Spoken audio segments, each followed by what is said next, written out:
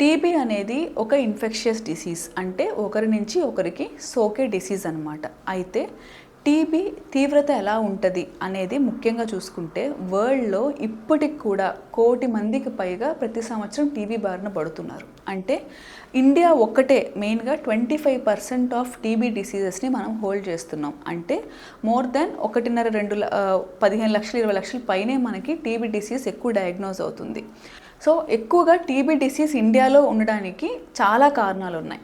అలాగే ఈ టీబీ డిసీజ్తో బారిన పడిన వాళ్ళలో ఆల్మోస్ట్ మనకి ఒకప్పుడు ఒక 50-60% మెంబర్స్ ఎక్కువగా చనిపోయేవాళ్ళు. అంత తీవ్రతమైన జబ్బు అనమాట ఇది.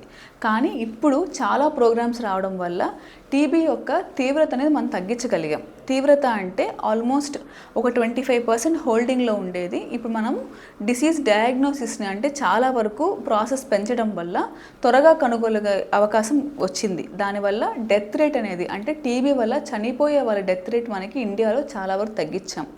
కానీ ఒక బాధాకరమైన విషయం ఏంటంటే ముఖ్యంగా టీబీలో ఎండిఆర్ టీబీ అంటారు, అంటే మందులకి పనిచేయని టీబీ రకాలు అనేవి ఇండియాలో పెరుగుతూ ఉన్నాయి. దానికి ముఖ్య కారణం టీబీ మందులు సరిగా వాడకపోవడం. సో టీబీ ఇన్సిడెన్స్ తగ్గినా కూడా టీబీలో తీవ్రత అనేది అంటే డ్రగ్ రెసిస్టెంట్ టీబీ అనేది ఇంకా ఎక్కువగా అవ్వడం అనేది మనం చూడాలి. సో దానిని నివారించాలంటేనే ముఖ్యంగా మనకి ఈ అవగాహన చాలా ఇంపార్టెంట్.